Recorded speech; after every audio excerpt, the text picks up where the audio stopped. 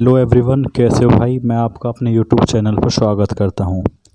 दोस्तों, मैं आज आपके लिए साइंस के इम्पोर्टेंट क्वेश्चन लेकर आया हूं, जो कि सेट नंबर 1 है।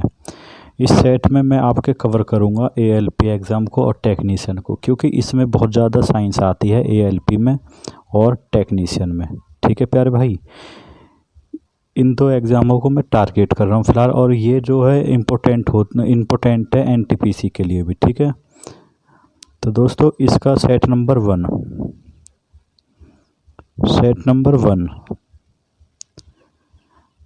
में जो है मैंने आज क्या है, इसमें 27 क्वेश्चन दिए हैं। इसमें 27 क्वेश्चन, ये बहुत इंपॉर्टेंट क्वेश्चन है। ठीक है,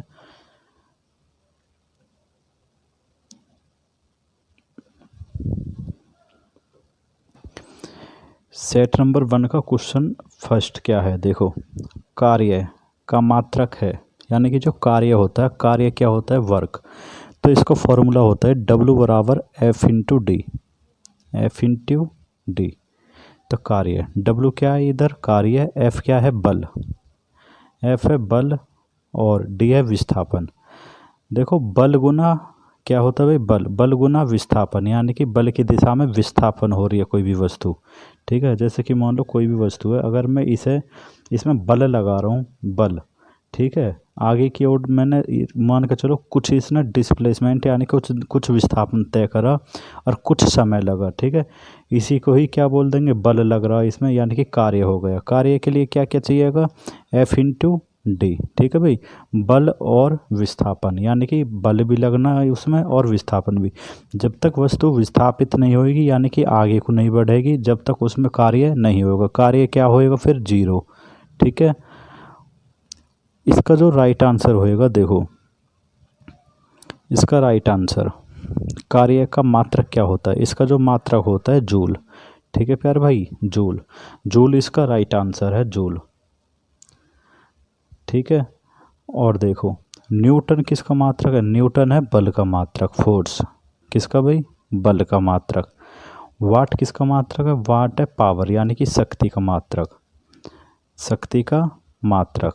ठीक है, और डाइन भी बल का मात्रक है। कौन सा मात्रक, बल का मात्रक है डाइन, वो है सीजीएस। ठीक है, सीजीएस मात्रक होता है ये है एसआई मात्रक। ठीक है, बल के ये दोनों मात्रक है, न्यूटन भी और डाइन भी। वाट किसका मात्रक है, यह शक्ति का मात्रक, पावर। ठीक है प्यारे भाई, क्वेश्चन नंबर 3 पे आता हूँ मैं।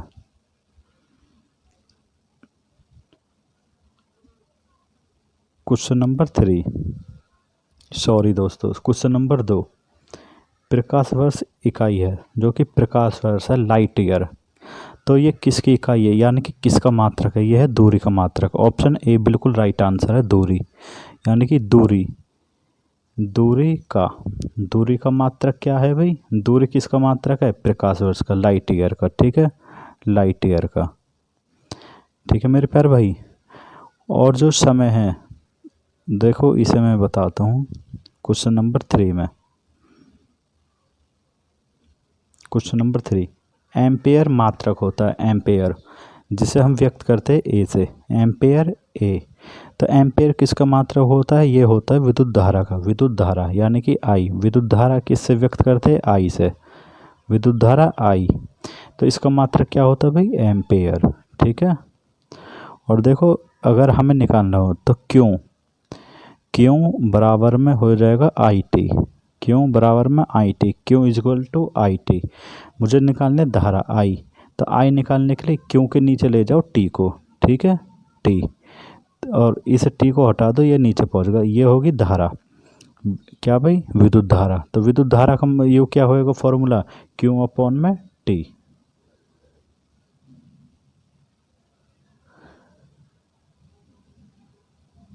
क्वेश्चन नंबर 4 देखो, निम्नलिखित में से समय का मात्रक नहीं है, यानी कि ये ऑप्शन दिए है, अवधिवर्ष, चंद्रमा यानी कि चंद्रमा और प्रकाश वर्ष, इनमें से कोई नहीं। तो इनमें कौन सा नहीं है, क्या कह रहा है ये, नहीं है मात्रक। समय का मात्रक कौन सा नहीं है? देखो समय का मात्रक प्रकाश वर्ष नहीं है। प्रकाश वर्ष अभी अभी मैंने बताया किसका मात्रक है, ये है दूरी। प्रकाश वर्ष का किसका भाई? दूरी। क्या भाई? दूरी का। प्रकाश वर्ष किसकी इकाई है? दूरी का, ठीक है। एक प्रकाश वर्ष जो कि समय का मात्रक नहीं है तो यही नहीं है, ठीक है। तो इसके जो चंद्रमा भी है और अधिवर्ष भी होता है, ठीक है भाई, समय के मात्रक। Question number 5।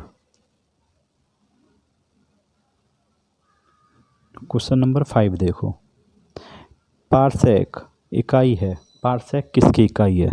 तो पारसेक जो इकाई है ये है दूरी की। किसकी भाई? दूरी की। पारसेक इकाई है किसकी? दूरी की। और प्रकाश वर्ष की भी हुई है, ठीक है ना, प्रकाश वर्ष, सॉरी दोस्तों, दूरी। पारसेक इकाई किसकी है? दूरी की। क्वेश्चन नंबर 6, इंपॉर्टेंट क्वेश्चन है ये। निम्नलिखित में से कौन सा एक सुमेलित नहीं है, यानी कि एक गलत है बाकी सही है? देखो ए में देखो, डेसिबल। जो डेसिबल होते हैं ध्वनि की क्या होती है? प्रबलता की इकाई होती है। ध्वनि की प्रबलता की इकाई होती है, राइट है ये बिल्कुल।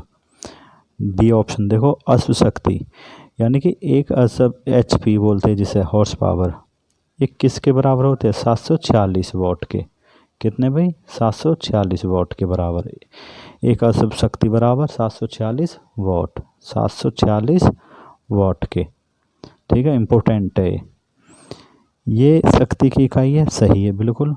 सी है देखो, समुद्री मील दूरी की इकाई है, सही है ये भी, ठीक है। अब क्वेश्चन नंबर डी देखो, डी ये जो डी है, डी ऑप्शन ये बिल्कुल गलत है। सेल्सियस, सेल्सियस किसकी इकाई होती है? सेल्सियस होती है, मैं बता दूँ, ये होती है ताप की। किसकी भाई? ताप की। यही गलत है इसमें, ताप,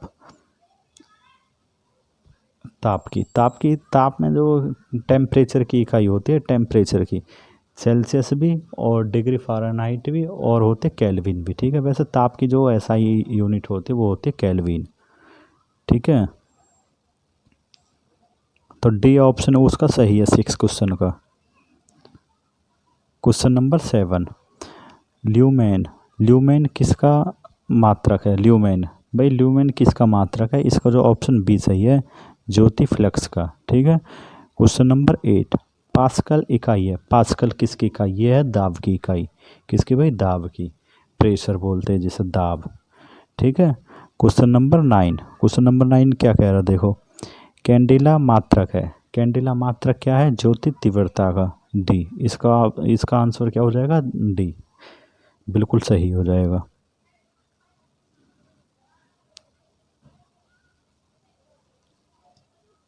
क्वेश्चन नंबर 10, क्वेश्चन नंबर 10 देखो, यंग प्रत्यास्था गुणांक का SI मात्रक क्या है? तो इसको जो राइट आंसर हो जाएगा 10 का सी, क्या है भाई? न्यूटन प्रति मीटर स्क्वायर। न्यूटन प्रति मीटर स्क्वायर, ठीक है। क्वेश्चन नंबर अब देखो आप 11, क्वेश्चन नंबर 11 क्या कह रहा है, निम्नलिखित युगों में, यानी कि ये कंबाइंड है, जोड़ा है दो, युग्मों में से किन भौतिक राशियों के समान विम्य सूत्र नहीं है? यानी कि विम्य सूत्र समान नहीं है, ऐसे कौन से दो वे है? वो गलत है, ठीक है। देखो विम्य सूत्र से क्या, मैं तो आपको बोलना चाहता हूँ कि आप अगर आप है इनके, क्या भाई, इनके जो वे याद है मात्रक, या फिर इनकी क्या है बोलते हैं, यानी कि फॉर्मूला भी याद है तो आप निकाल लोगे। जैसे कि कार्य का मात्रक क्या होता है? जूल, ठीक है भाई, जूल। और ऊर्जा का भी मात्रक क्या होता है? जूल। तो ये दोनों सही है, ठीक है। ये पूछ रहा कौन सा नहीं है, ठीक है। विम्य सूत्र इनका गलत है। भार का क्या होता है भाई? न्यूटन। और बल का भी न्यूटन होता है, ये भी सही है। आवेग देखो, आवेग और संवेग देखो, संवेग क्या होता है? P = mv। अगर मैं इसकी ये निकालूंगा मात्रक, क्या निकलेगा देखो, m होता किलोग्राम, m होता किलोग्राम मल्टीप्लाई वेग क्या हो जाएगा? मीटर प्रति सेकंड। इसका भी यही है, और आवेग का इम्पल्स, दोनों ये बराबर होते हैं। तो इसका जो गलत आंसर है वो है ए, ये बिल्कुल गलत आंसर है इसका। क्यों? देखो बल का मात्रक क्या होता है? न्यूटन, ठीक है प्यार भाई। और दाब का मात्रक क्या हो जाएगा? पास्कल। तो ये दोनों के दोनों क्या है? गलत। तो इसका राइट आंसर हो जाएगा ए। क्या भाई, राइट आंसर क्या है इसका? ए। इसका राइट आंसर हो जाएगा ए। ए, यानी कि यही इसमें गलत है, बाकी इनके सेम है इनके।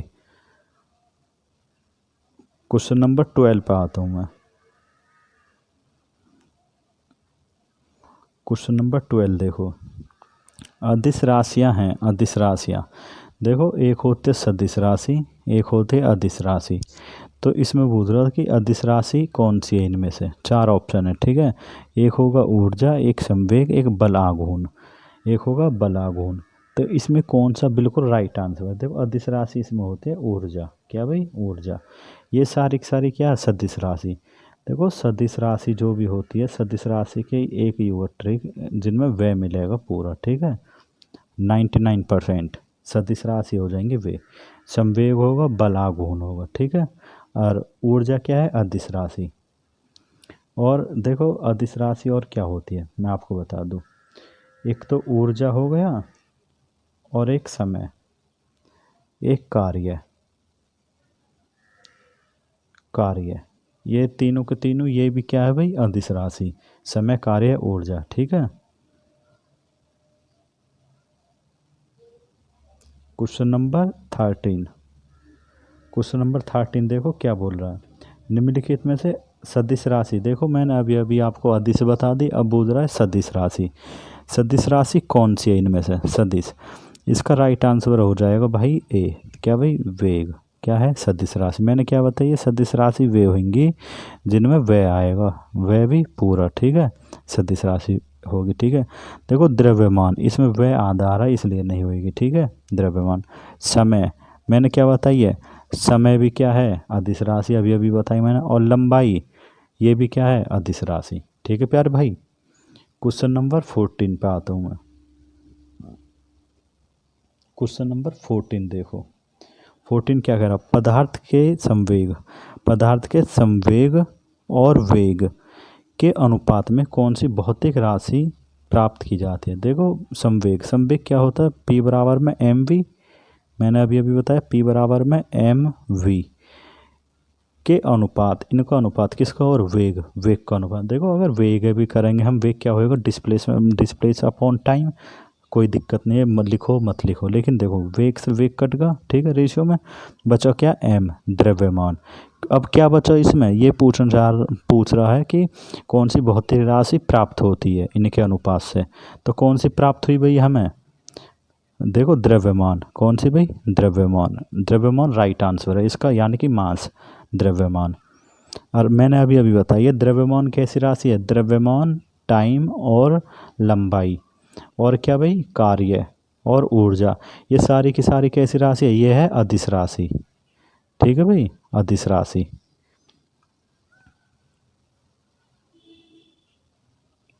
Question number 15। क्वेश्चन नंबर 15 को देखो, 15 क्या कह रहा? शून्य में स्वतंत्र रूप से गिरने वाली वस्तुओं का या की क्या होएगा भाई? शून्य रूप से जो स्वतंत्र रूप से गिरने वाली वस्तु होवे, वह में क्या चीज़ समान होएगी? देखो इसमें समान होती है ऑप्शन नंबर सी। क्या भाई? त्वरण। इसमें जो त्वरण जो समान होते हैं, कोई भी वस्तु है बिल्कुल स्वतंत्र रूप से गिरती हुई आ रही है, कोई भी वस्तु, मान लो बॉल है, आपने बॉल फेंक दी, तो इसमें जो त्वरण ए बिल्कुल समान रहेगी। क्या भाई? ए बिल्कुल इसमें समान रहेगी, ठीक है ना, याद रखना इस चीज़ को। अब देखो क्वेश्चन नंबर 16, इम्पोर्टेंट क्वेश्चन है ये, बहुत ज़्यादा इम्पोर्टेंट है। इसमें क्या कह रहा? देखो, जब 2 किलोग्राम वाले द्रव्यमान, भाई 2 किलो वाले द्रव्यमान पर 5 न्यूटन का बल लगाया जाता है तो उत्पन्न होने वाला त्वरण होगा, यानी कि क्या पूछ रहा भाई? त्वरण। देखो ध्यान से देखो, बिल्कुल क्वेश्चन है। 2 किलोग्राम वाले द्रव्यमान, यानी कि एम दे दिया हमें, क्या? एम। और देखो 5 न्यूटन का बल, भाई क्या यू? एफ दे दिए, 5 न्यूटन लगा जाता है, तो त्वरण बताओ, त्वरण क्या हो? ए, ठीक है प्यारे भाई। लेकिन मुझे पता है, सभी को पता है कि इसका जो फॉर्मूला होएगा क्या होएगा। देखो आप इसे बल से निकाल दो, एफ बराबर क्या होता? एम ए, सॉरी दोस्तों, बल। तो बल बराबर होता है एफ बराबर में एम ए, एम ए। अब इसमें एम क्या दे रखा, देखो एम की वैल्यू कितनी है, इसमें एम की वैल्यू 2 किलो, कितनी भाई 2 किलो। एक मिनट, इधर आएगा नहीं है, मैं इसे साफ करता हूँ पूरे को ही। देखो भाई एफ बराबर क्या होता है, एफ बराबर होता है एम ए।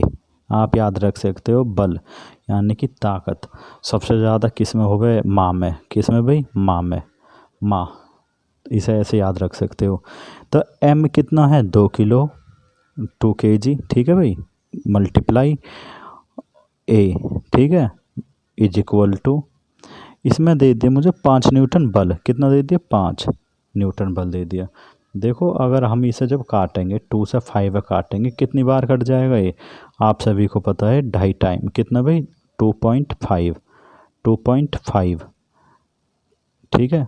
लेकिन त्वरण, अब त्वरण का मात्रक क्या होता है, देखो त्वरण का मात्रक होता है मीटर प्रति सेकंड स्क्वायर, मीटर प्रति सेकंड स्क्वायर। तो इसका जो राइट आंसर हो जाएगा वो क्या होएगा, देखो इसका राइट आंसर हो जाएगा 2.5 मीटर प्रति सेकंड स्क्वायर। यानी कि त्वरण क्या आया मेरा निकल के, त्वरण आया था मेरा, मेरे प्यारे भाई, यानी कि 2.5 मीटर प्रति सेकंड स्क्वायर, ठीक है, जो मैंने निकाला। किससे निकाला था, एफ बराबर एम ई से। अब क्वेश्चन नंबर देखो आप 17,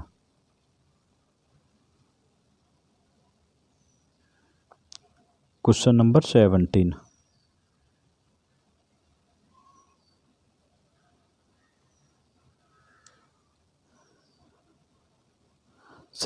क्या कह रहा, देखो इम्पोर्टेंट है।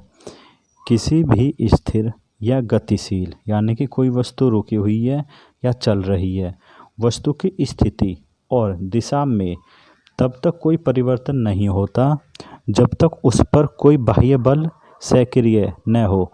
यह है, यानी कि अगर कोई वस्तु रुकी हुई है तो वह रुकी ही रहेगी, अगर वह चल रही है तो चलती रहेगी। कोई वस्तु अगर खड़ी है तो वो रुकना ही चाहेगी, अगर कोई वस्तु चल रही है तो वो चलना ही चाहेगी जब तक उस पर कोई बाह्य बल नहीं लगेगा, यानी कि तुम जाकर नहीं रोक दोगे या इसमें धक्का नहीं कर दोगे पुश, तो जब तक वो अपनी स्थिति में रहना चाहेगी। तो ये कहना चाह रहा कि न्यूटन के नियम है भाई, क्या, न्यूटन के नियम। न्यूटन के 3 नियम होते हैं। अब इनमें से कह रहा कि ये कौन सा नियम पर आधारित है, देखो न्यूटन का पहला नियम। इसमें क्या है भाई, न्यूटन का पहला नियम, ऑप्शन ए बिल्कुल राइट आंसर है। न्यूटन का पहला नियम किस पे डिपेंड होता है, देखो न्यूटन का जो पहला नियम है, जैसे कि रुकी हुई गाड़ी के अचानक चल पड़ने पर उसमें जो बैठे यात्री होते पीछे की ओर झुक जाते हैं। जैसे मान के चलो ये गाड़ी है, इस गाड़ी में ट्रेन है, अब ये ट्रेन चल रही है आगे को, अब इसमें ट्रेन नहीं, क्योंकि ट्रेन में ऐसा होएगी नहीं घटना। आप लेके चलो भाई कोई, आप बाइक है, ठीक है ना, बाइक, अब आप बाइक पर जा रहे हो बैठ के, ठीक है। जब अचानक बाइक के आप चलते चलते में अगर अचानक ब्रेक मारोगे, जो पीछे का यात्री बैठा वो आगे की ओर गिरेगा, ठीक है, ब्रेक लगने पे। तो ये भी न्यूटन का पहला नियम है। एक और चीज़ देखो, कभी कभी आपने देखा होगा बस में चलते समय, बस में चलते रहे हम, अब कभी कभी क्या होता है बस एकदम अचानक चलती है और उसमें जो बैठा यात्री है वो पीछे की ओर गिरता है, या फिर कुआं, नहीं सॉरी कुआं वाला नहीं है, यानी कि पीछे की ओर गिरना या आगे की ओर गिरना, ये दोनों के दोनों किस पे डिपेंड है, न्यूटन के पहले नियम पे, ठीक है दोस्तों। और देखो न्यूटन का पहले नियम का एक मोस्ट इम्पोर्टेंट उदाहरण है, यदि कोई आप कांच लो, क्या भाई, कांच, यदि आपने कांच ले लिया, ठीक है, मान लो एक ये है आपके पास मिरर है, ठीक है, अब आपने क्या करा, इसमें जो बंदूक से गोली मारी, इधर बंदूक से मारी गोली, तो इसमें बंदूक की जो गोली है वो छेद करके निकल जाएगी, ठीक है प्यार भाई। लेकिन अगर आपने इसमें कोई यानी कि पत्थर मारा, फेंक, ये पत्थर, तो ये जो पत्थर है ये इसे पूरे कांच ब्रेक कर देगा टुकड़ान में, यानी कि बिखर जाएगा ये। तो ये नियम भी क्या कहता है, ये भी कहता है न्यूटन का पहला नियम, ठीक है। और देखो एक सेकंड, इसका आंसर यही होगा, ठीक है।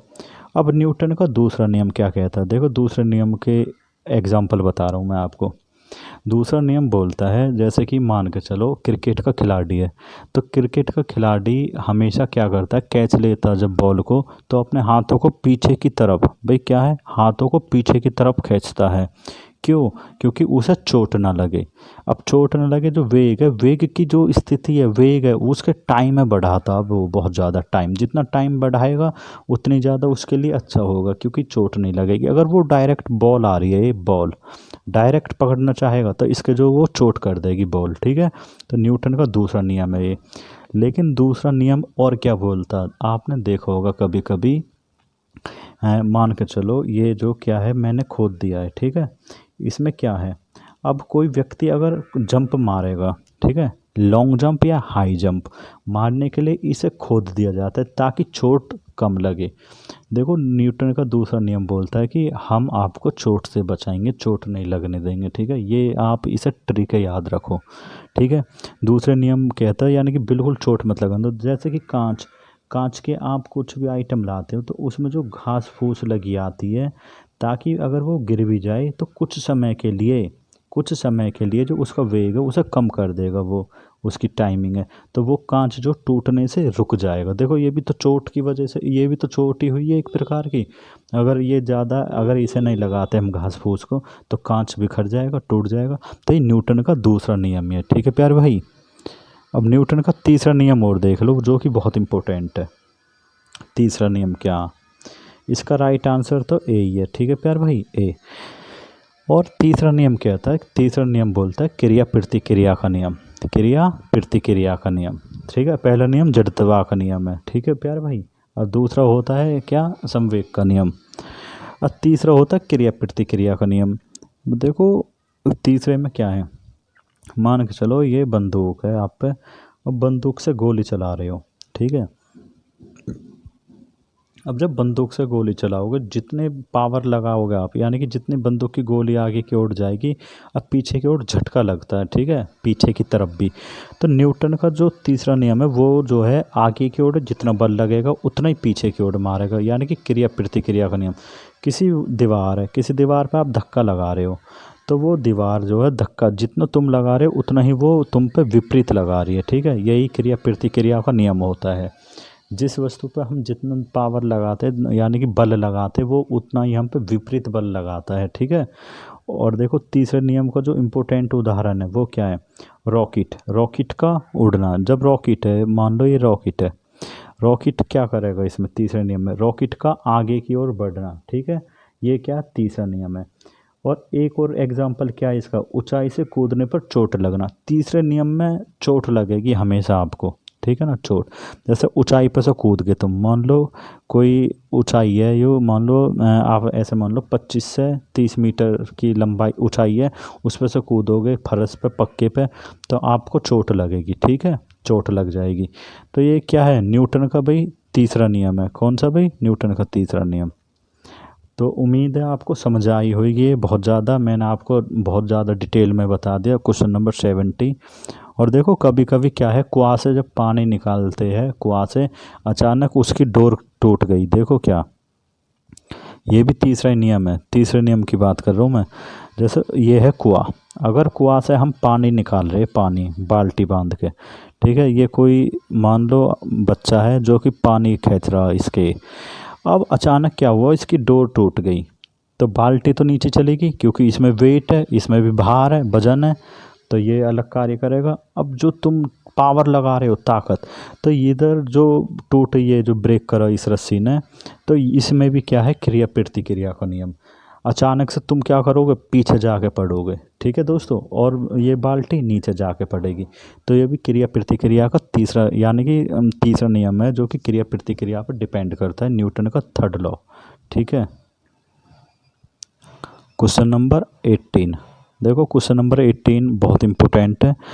रॉकेट के संरक्षण, रॉकेट के सिद्धांत पर कार्य करता है। रॉकेट जो किस सिद्धांत पर कार्य करता है, देखो ये करता है संवेग संरक्षण के नियम पर, संवेग संरक्षण के नियम पर। Question number 19। अश्व यदि एकाक चलना प्रारंभ कर दे तो अश्वारोही के गिरने की आकांक्षा का कारण क्या होगा। अगर भाई मान के चलो लगातार चल रही है कोई वस्तु, या घोड़ाए अश्व घोड़ा ये होता है, एक साथ चल रहे हैं एक साथ, अगर ये एक साथ चल रहे हैं और एक साथ ही गिरेंगे तो इसका क्या कारण होएगा, ठीक है। तो इसका कारण हो जाएगा भाई ये क्या है, ये जुड़ के चल रहे हैं ज़मीन से, ठीक है, और एक साथ गिरेंगे। तो इसका जो राइट आंसर हो जाएगा सी, विश्राम जड़त्व। विश्राम जड़त्व के कारण, जो कि न्यूटन का पहला नियम किस पर डिपेंड है, जड़त्व पे ही, ठीक है। क्वेश्चन नंबर 20 पे आता हूँ मैं, 20। तो क्वेश्चन नंबर 20 क्या बोल रहा है, देखो। चलते हुई बस जब अचानक ब्रेक लगाती है तो उसमें बैठे हुए यात्री आगे की दिशा में गिरते हैं। इसको किसके द्वारा समझाया जा सकता है, देखो ट्रेन है या बस है, ठीक है ना, बस है यूँ। अब जब बस चल रही है, मैंने अभी अभी आपको बताइए बस चल रही है भैया, ठीक है, बस जो चल रही है मैंने अभी बताइए, इसमें मान लो यात्री बैठे, ठीक है, चलती हुई बस जब अचानक ब्रेक मारेगी, अचानक ब्रेक मारे इसने खींच के, ठीक है, ब्रेक लगा दी इसने अचानक, तो उसमें जो बैठे यात्री वो आगे की ओर गिरेंगे ना, गिरेंगे, सच बात है ये बात, यात्री आगे की दिशा में गिरेंगे, इधर ही जब ब्रेक लग रही है इधर चल रही है बस ये, तो इसमें आगे की तरफ गिरेंगे। तो न्यूटन का किस सिद्धांत पर कार्य करता है, न्यूटन का कौन सा नियम है इसमें, मैंने अभी अभी आपको बताया कि न्यूटन का कौन सा नियम होएगा, देखो न्यूटन का तीसरा नियम नहीं हो सकता, क्यों, क्योंकि न्यूटन का तीसरा नियम क्या बोलता है, क्रिया प्रतिक्रिया, जितना आगे की ओर बल लगेगा इतना पीछे की ओर वो वस्तु हम पे बल लगाएगी। यदि किसी वस्तु पर हम जितना बल आगे की तरफ लगाते हैं वो वस्तु हम पे उतना ही बल पीछे की तरफ लगाती है, वो न्यूटन का तीसरा नियम है। ये क्या है, सापेक्षता का सिद्धांत, ये मैंने आपको पढ़ा नहीं है तो ये वैसे गलत है। न्यूटन का दूसरा नियम देखो, ये भी गलत है। देखो न्यूटन का दूसरा नियम क्या बोलता है कि हम किसी भी चीज़ मान के चलो, व्यक्ति के, एक क्रिकेट खिलाड़ी क्या करता है, कैच लेते समय अपने हाथों को पीछे की ओर खींचता जाता है ताकि उसे कम चोट लगे, ठीक है, तो वो वस्तु के कुछ टाइम के लिए उसका वेग को कम करना चाहता है बॉल के को, ठीक है, ठीक है, ये बिल्कुल भी नहीं, इसका क्या आंसर हो जाएगा, बी, क्या भाई, बी, न्यूटन का पहला नियम। न्यूटन का पहला नियम क्या बोलता है कि बस में अचानक चलने पर व्यक्ति आगे की ओर, ब्रेक लगेंगे तो आगे की ओर गिरेगा, तो न्यूटन का पहला नियम है। या बस अचानक ब्रेक मार दे तो आगे की ओर गिरा, या मान के चलो आप बाइक पर चल रहे हो, बाइक पर चलते समय यानी आपके किसी मित्र ने या दोस्त ने बहुत तेज़ रेस दे दी, या फिर उसकी जो एक्सीलरेशन है बहुत जल्दी छोड़ दिया, क्लिच बोलते हैं जिसे, तो व्यक्ति पीछे की ओर गिरता है एकदम, बाइक आगे की ओर भागती है वो पीछे की ओर गिरता है झटके से। तो ये भी किस पर डिपेंड करता है, ये भी न्यूटन का पहला नियम पे, ठीक है, ठीक है दोस्तों। क्वेश्चन नंबर 21, क्वेश्चन नंबर 21 देखो, बल का गुणनफल है, बल मैंने अभी अभी आप बताई, बल क्या होता है, F बराबर ma, मा, भाई बल ताकत, सब में ज़्यादा पावरफुल कौन है, तो माँ ही है हमारी, ठीक है, तो आप ऐसे याद रखो माँ। तो m क्या है, द्रव्यमान है इसमें, ए क्या, त्वरण, ये रहा बिल्कुल सही आंसर है। वेग हो ना सकता, भार नहीं हो सकता, भार नहीं है इसमें, गलत, तो बी सही है इसमें, ठीक है। क्वेश्चन नंबर 22, शरीर का वजन, देखो शरीर का वजन क्या है भाई, शरीर का वजन, ऑप्शन इसका जो राइट आंसर हो जाएगा बी, क्या भाई, बी। देखो मैं समझाता हूँ इसे, क्या जो हमारी बॉडी है वहाँ का जो वजन है सबसे ज़्यादा कहाँ पर होएगा, देखो वो ध्रुवन पर, पोलन पे, पोलों पे सबसे अधिक वेट होता है, ठीक है, याद रखना हमेशा के लिए। मैदान की तुलना में पहाड़ियों पर अधिक होता है, गलत। विषुवत रेखा पर अधिकतम होता है, गलत। पृथ्वी की सतह पर सभी जगह एक समान होता है, ये तो बहुत ही ज़्यादा गलत है।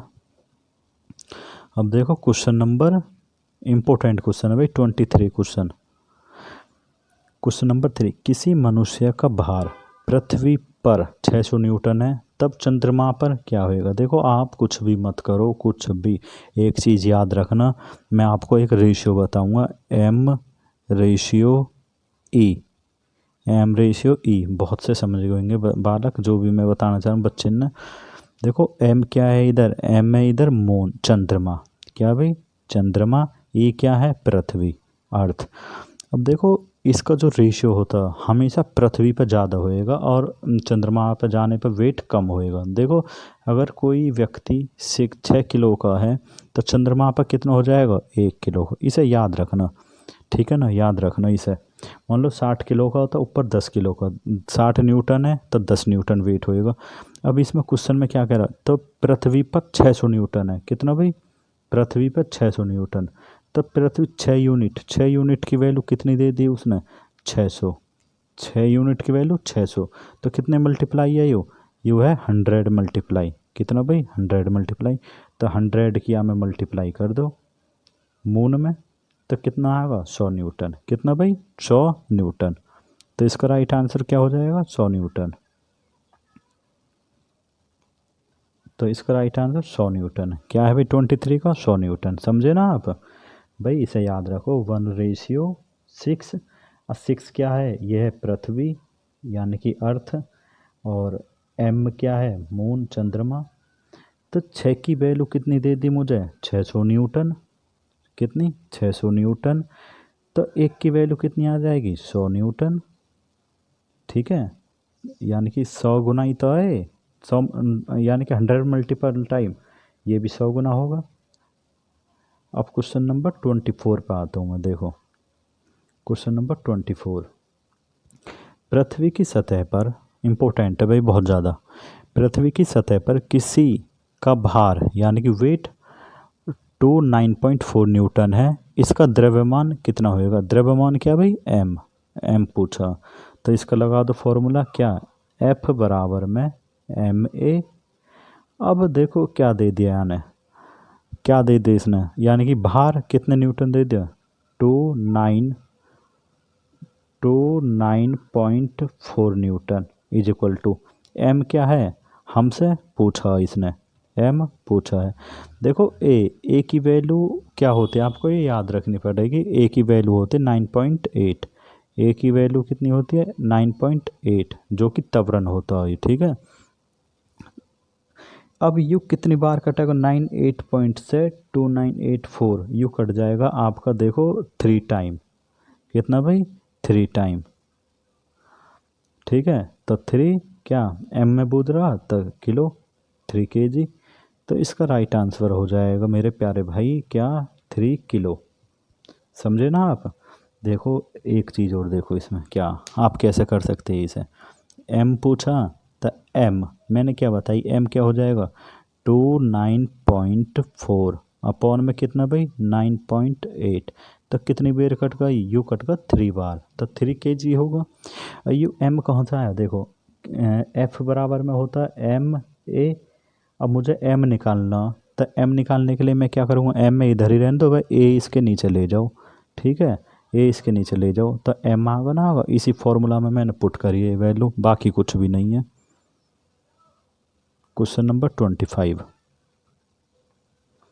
Question number 25। एक अंतरिक्ष यात्री पृथ्वी तल की तुलना में चंद्र तल पर अधिक ऊंची उछाल लगा सकता है, क्योंकि देखो मान के चलो पृथ्वी है, अब पृथ्वी पे तो तुम इतनी सी ऊंची उछाल, इतने ऊंचे उछल रहे हो, मान लो आपने जो छलांग लगाई वो लगाई 2 मीटर, ठीक है प्यार भाई 2 मीटर, ज़्यादा से ज़्यादा खींच के पृथ्वी पे, ये किसकी बात करूँ मैं, अर्थ पे। अगर मैं बात करूँगा मून यानी कि चंद्रमा पे, अब चंद्रमा पे आप इधर जो बहुत ज़्यादा, यानी कि अगर नहा 2 लगा रहे हो ना, तो कम से कम नहा के लगा दोगे आप 15 से 20 मीटर के बीच की छलांग। ऐसा क्यों होता है याद इधर, तो यही बात पूछ रहा है इसमें, ऐसा क्यों।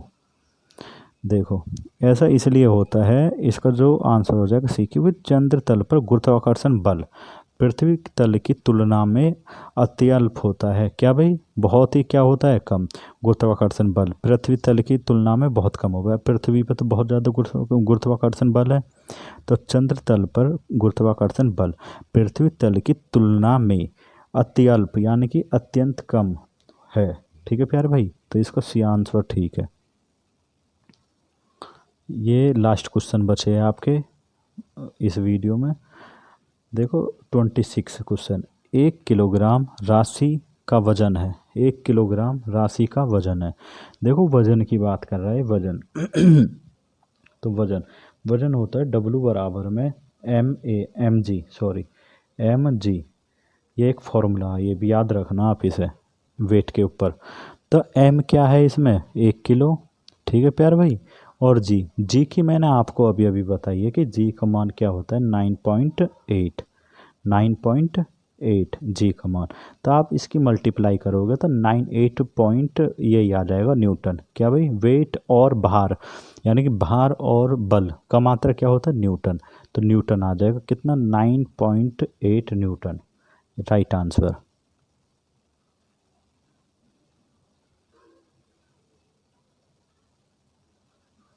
क्वेश्चन नंबर 27 जो कि लास्ट क्वेश्चन है इस वीडियो का और इम्पोर्टेंट भी है। जड़त्व आघूर्ण व कोणीय त्वरण का गुणनफल क्या होता है। देखो ये जो गुणनफल है इसका क्या होता है, देखो ये होता है जड़त्व आघूर्ण होता है I मल्टीप्लाई, ये होता है कोणीय त्वरण होता है क्या A, ठीक है, इसे A से व्यक्त करते।